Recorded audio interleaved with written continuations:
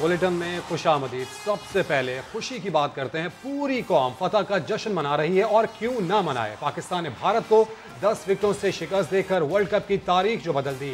बाबर 11 ने हिंदुस्तान को चारों शाने चित कर दिया। पहले जबरदस्त बॉलिंग की, शानदार फील्डिंग की, फिर बाबर आजम और मोहम्मद रिजवान भारतीय बॉलर्स के आगे आखिर तक डटे रहे। 152 रन का हदफ 18वें ओवर में ही हासिल कर लिया। कप्तान बाबर ने नॉट आउट 68 और रिजवान ने नाकाबिल शिकस्त 79 रन बनाए। आरएसएस के नफरत अंगेज नजरिए ने खेल के मैदान को भी ना छोड़ा। पाकिस्तान से शिकस्त के बाद भारतीय इंतहा पसंदों ने मुसलमान क्रिकेटर मोहम्मद शामी के खिलाफ नफरत अंगेज मुहिम शुरू कर दी। सोशल मीडिया पर उन्हें गालियां दी जा रही हैं। उन्हें गद्दार करार देकर पाकिस्तान भेजने का मुतालबा किया जा रहा है।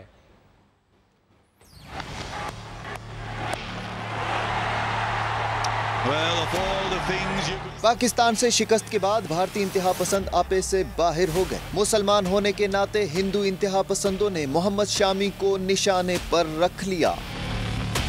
सोशल मीडिया पर मोहम्मद शामी के खिलाफ नफरत अंगेज मुहिम शुरू कर दी। मुसलमान क्रिकेटर के खिलाफ इंतहाई घटिया जुबान इस्तेमाल की जा रही है। हिंदू इंतहा पसंद मोहम्मद शामी को गद्दार करार देकर भारतीय टीम से निकालने का मुतालबा कर रहे हैं।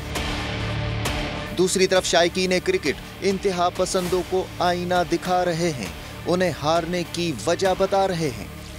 शिकस्त के जिम्मेदार सिर्फ मोहम्मद शामी नहीं, भारत का इंतहा पसंद मीडिया भी हारने की वजह बल्लेबाजों को करार दे रहा है। भारतीय क्रिकेट लवर्स का कहना है, खेल में मूदी गर्दी नहीं होनी चाहिए। पाकिस्तान से नहीं खेलोगे तो पता कैसे चलेगा कि उनके खिलाड़ियों ने खुद में कितनी बेहतरी लाई है। पाकिस्तानी शाहीन मिसाइल ने भारतीय बैटिंग लाइन के परखचे उड़ा दिए। शाहीन शाह अफरीदी ने पहले रोहित शर्मा और राहुल को चलता किया, फिर भारतीय कप्तान विराट कोहली को भी पवेलियन की राह दिखाई। Well done team Pakistan. Swing के सुल्तान वसीम अकरम बाबर आजम की कप्तानी से काफ़ी खुश नजर आए। पूरी टीम को यह मशवरा भी दिया कि अभी तो पार्टी शुरू हुई है, ये लंबी रेस है, अब आगे देखें।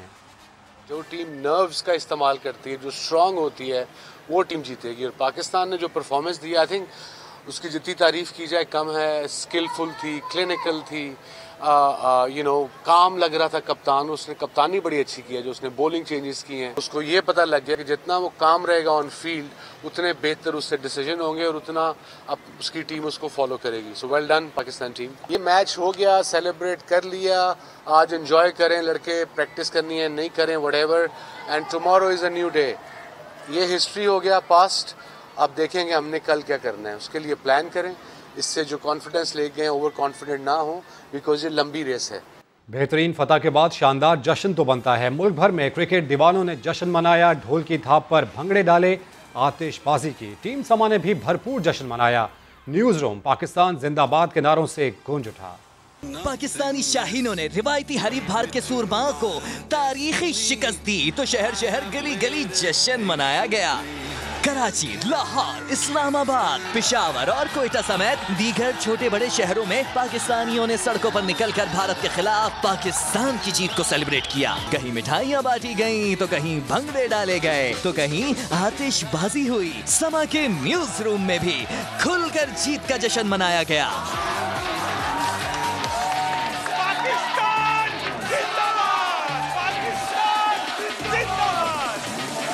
भारत को शिकस्त देने पर क्रिकेट शायकीन का जोश व वलवला उरूज पर देखा गया।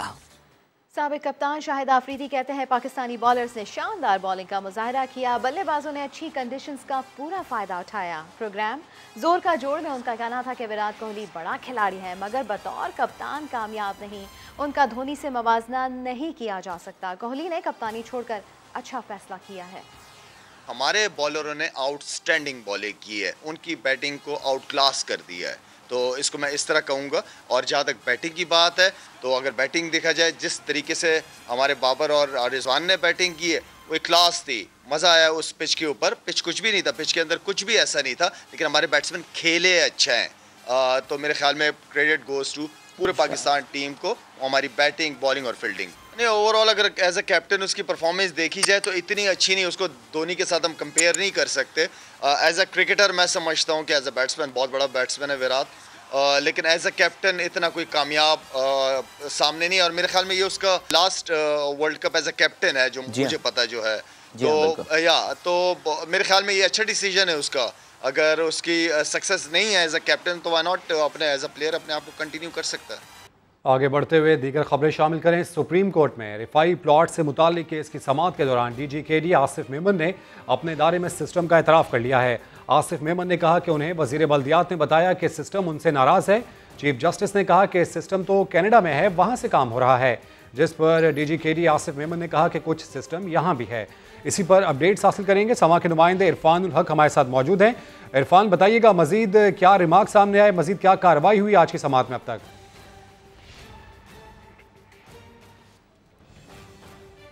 इरफान वक्त से रब्ता कायम करेंगे। सुप्रीम कोर्ट में रफाई प्लॉट से मुतालिक केस की समाअत इस वक्त जारी है और इस समाअत के दौरान डीजी के डीए आसिफ मेमन ने अपने इदारे में सिस्टम का एतराफ़ कर लिया है। आसिफ मेमन ने कहा कि उन्हें वज़ीर बल्दियात ने बताया है कि सिस्टम उनसे नाराज़ है। चीफ जस्टिस ने इस मौके पर ये रिमार्क्स दिए कि सिस्टम तो कनाडा में है, वहाँ से काम हो रहा है, जिस पर डीजी के डीए आसिफ मेमन ने कहा कि कुछ सिस्टम यहाँ पर है। तो अहम समाअत है जो कि इस वक्त सुप्रीम कोर्ट कराची रजिस्ट्री में जारी है। रिफाई प्लॉट्स के केस है। सुप्रीम कोर्ट ने कराची का मास्टर प्लान भी मांग लिया है। मास्टर प्लान से सारा रिकॉर्ड वाज़े हो जाएगा। डीजी के डीए आसिफ मेमन की जानिब से ऐसा मौक़िफ़ अदालत के रूबरू अपनाया गया है। तो अहम समाअत है जो कि इस वक्त जारी है सुप्रीम कोर्ट में। रफाई प्लॉट से मुताल्लिक केस की समाअत के दौरान डीजी के डी आसिफ मेमन ने अपने इदारे में सिस्टम का एतराफ़ कर लिया है। आसिफ मेमन ने कहा कि उन्हें वज़ीर बल्दियात ने बताया है कि सिस्टम उनसे नाराज़ है।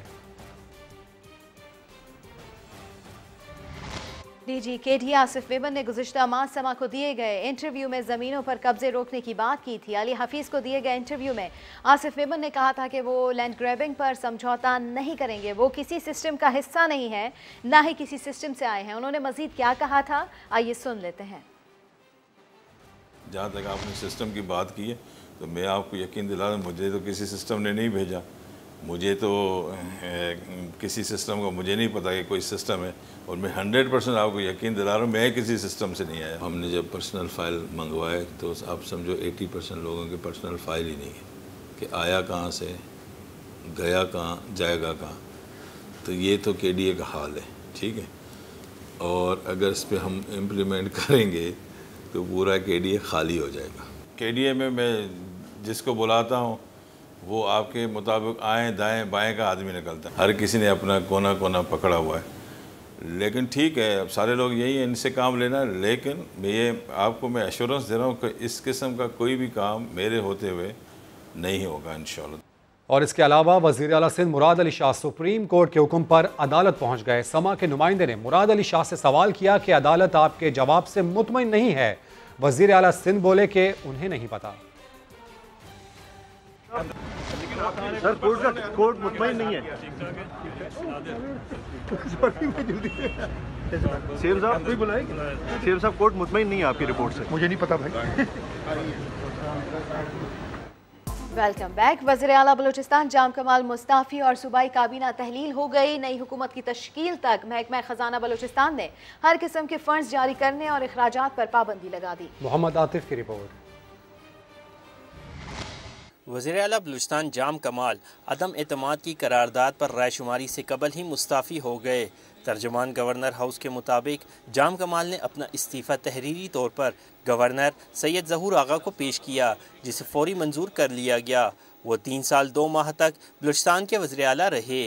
जाम कमाल ने ट्वीट करते हुए कहा कि बलूचिस्तान की तरक्की के लिए अपना वक्त और तवानाई भरपूर तरीके से सर्व की। ख़राब हुक्मरानी की तश्कील के लिए मालियाती एजेंडे का हिस्सा नहीं बनूंगा। वज़ीर आला बलूचिस्तान जाम कमाल के मुस्ताफ़ी होने के बाद सूबाई काबीना को भी तहलील कर दिया गया, जबकि महकमे ख़जाना बलूचिस्तान ने नई हुकूमत की तश्कील तक तमाम किस्म के तरक्याती फ़ंड्स के इजरा पर पाबंदी आयद कर दी है। मोहम्मद आतिफ, समा, कोयटा।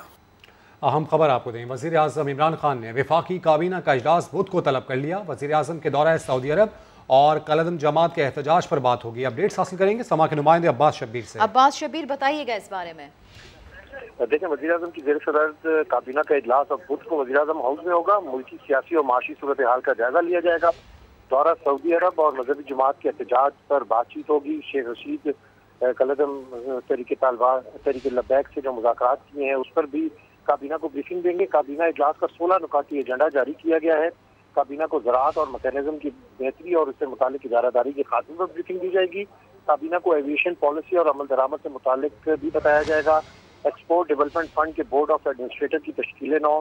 काबीना रेडियो और पीटीवी की ज़मीन पर हाउसिंग स्कीम के इजरा की मंजूरी देगी, जबकि काबीना इंटरस्टेट गैस सिस्टम के एमडी की तकरीर में मंजूरी देगी। काबीना को वजारतों और डिवीजन में सीईओ और ज्यादा एमडी की खाली जो नशिस्तें हैं उसके बारे में ब्रीफिंग दी जाएगी। लेकिन सबसे अहम बात यह है कि मुल्क की सियासी सूरत हाल, रमज़ान की सूरत हाल भी काबीना के पर भी बात होगी इस इजलास में। बहुत शुक्रिया अब्बास शबीर आपका।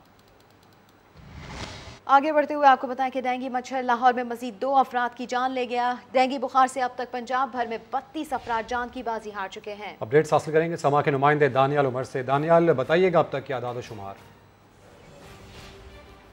देखिए, लाहौर में सूरत हाल जो है वो रोज़ बरोज़ गंभीर होती जा रही है। इस वक्त लाहौर के अंदर जो डेंगू से मुतासरा अफराद हैं उनकी तादाद 7000 से तजावज़ कर गई है। गुज़श्ता 24 घंटे में भी 350 से ज़ायद केसेस जो है वो लाहौर के अंदर रिपोर्ट हुए हैं डेंगू के, और इस टाइम तकरीबन 1200 से ज़ायद अफराद ऐसे हैं जो कि लाहौर के मुख्तलिफ सरकारी अस्पतालों के अंदर ज़ेर इलाज हैं। इसके अलावा जो निजी अस्पताल हैं उनके अंदर भी काफ़ी सारे मरीज़ जो हैं वो ज़ेर इलाज हैं। पंजाब हुकूमत के मुताबिक जो ज़िले इंतज़ामिया है उसके मुताबिक लार्वा तल्फ़ करने का काम किया जा रहा है। कल भी मुख्तलिफ मुकामात से तकरीबन 500 से ज़्यादा ऐसे मुकामात हैं जहाँ से डेंगू लार्वा जो है वो तल्फ़ किया गया है। और इसके अलावा अस्पतालों में जो बेड्स की तादाद है वो भी बढ़ाई जा रही है, क्योंकि मरीज़ों की जो तादाद है उसमें दिन ब दिन इजाफा देखने में आ रहा है। अगर पंजाब की सूरत हाल की बात करें तो पंजाब में अब कुल केसेस की जो तादाद है अगर लाहौर को मिला के देखें तो 10,000 से ज़्यादा हो गई है, जिसमें से 7,000 केसेस जो है वो लाहौर के हैं, बाकी 3,000 दीगर शहरों के हैं जिनके अंदर रावलपिंडी है, गुजरावाला है, गुजरात है, फैसलाबाद, मुल्तान, ये तमाम वो शहर हैं जो कि अब डेंगू से मुतासर हो रहे हैं। जी, अपडेट्स के लिए शुक्रिया दानियाल। मुल्तान के मुस्लिम हाई स्कूल में टीचर ने गाड़ी गेट से अंदर लाते हुए तालिबात पर चढ़ा दी। एक तालिबात जान से गई, 2 जख्मियों को नश्तर अस्पताल मुंतकिल कर दिया गया। शाहिदीन के मुताबिक टीचर गाड़ी स्कूल में ला रही थी कि अचानक बेकाबू हो गई और तालिबात से टकरा गई। हादसे में 10वीं जमात की तालिबा जाँ बहक हो गई। वाक़े के बाद स्कूल में अफरा तफरी फैल गई। वालिदैन बच्चों को लेने स्कूल पहुँच गए। सीईओ एजुकेशन ने स्कूल टीचर को मुअत्तल करके इंक्वायरी का हुक्म दिया है। कराची का इलाका अजीज़ाबाद बल्दियाती इदारों को अब अजीज ना रहा, हर तरफ मसाइल ही मसाइल हैं। रिहायशी खातून ने मुर्तज़ा वहाब से अपील की है कि यहाँ के मसाइल हल करें।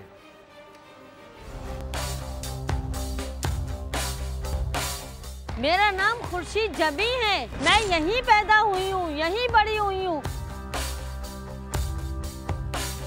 ये अजीज़ाबाद ब्लॉक 2 है। इस इलाके का हाल ही खराब है।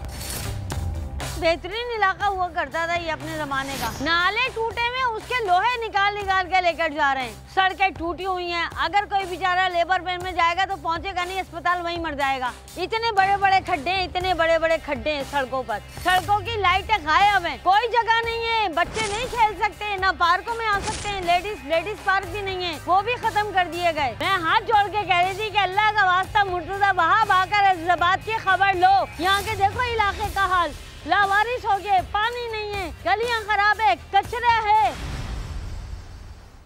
आज़ाद कश्मीर में बारिश के साथ बालाई इलाकों में बर्फबारी का सिलसिला दूसरे रोज भी जारी रहा। सर्दी बढ़ गई है, सयाह बर्फबारी से लुत्फअंदोज हो रहे हैं। बिल्कुल, आपको बताते चलें कि वादी नीलम में और दीगर सियाहती इलाके जो हैं वो आमदोरफ्त के लिए बंद हो गए हैं। आपको खबर दे रहे हैं आज़ाद कश्मीर में बारिश के साथ बालाई इलाकों में बर्फबारी का सिलसिला दूसरे रोज भी जारी है और ऐसे में सर्दी बढ़ गई है। कराची में पुरानी गाड़ियों का मेला सजाया गया। चमचमाती गाड़ियों ने देखने वालों को अपने शहर में जकड़ लिया।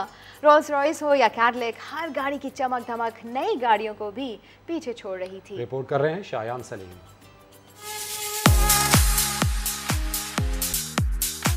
गाड़ियां पुरानी मगर चमक दमक ऐसी कि नई नवेली गाड़ियां भी मात खा जाए। कराची फेरियर हॉल में कदीम गाड़ियों का मेला सजाया गया। 80 से जायद कदीम गाड़ियां तवज्जो का मरकज बनी रहीं। अमेरिका, यूरोप, जर्मनी, जापान की 1924 से 1970 तक की नायाब गाड़ियों ने देखने वालों के दिल मोह लिए। नवाब ऑफ भावलपुर की गाड़ी की तो शान ही अलग थी। ये वही गाड़ी है जिसमें कायदे-ए-आज़म साहब 14 अगस्त को जब हल्फ लिया था फर्स्ट गवर्नर जनरल का, वो और लॉर्ड लुई माउंटबैटन, वो दोनों गवर्नर हाउस से सिंध असेंबली गए थे जब कायद-ए-आज़म ने हल्फ लिया था। पुरानी गाड़ियों के मेले की इनफरादियत एक ग्रुप की जानिब से तैयार की गई 1960 में अमरीकी फोर्स का रूप धारे नौजवान और इनकी गाड़ी थी। 67 कैप्रीस है हमारी शेवी कार, तो this was the sheriff car उस ज़माने की, तो उसके मुताबिक हम ड्रेस हुए हैं। एक आपको back in time sort of feel मिलनी है, तो हमने उसको क्रिएट करने के लिए ज़ाहिर सी बात है सारी ड्रेसिंग श्रेसिंग उसके मुताबिक की हुई। अहदे रफ्ता की मकबूल तरीन गाड़ियाँ रखने के शौकीन शहरियों ने बताया कि पुरानी गाड़ियों की देखभाल बच्चों का खेल नहीं। टाइम लगता है, पैसे लगते हैं, बस पागल होना होता है आपको, शौक अगर है आपको। गाड़ियों के मालिकान का कहना था कि वो इस मुनफरिद शौक के जरिए पाकिस्तान का मस्बत चेहरा दुनिया को दिखा रहे हैं। आज के दौर की महंगी से महंगी गाड़ियां भी इन कदीम गाड़ियों की खूबसूरती के आगे फीकी पड़ जाती हैं। कैमरामैन फैसल आगाई के साथ शायान सलीम, समा, कराची। ब्रेक के बाद हाजिर होंगे हेडलाइंस के साथ। देखते रहिए समा।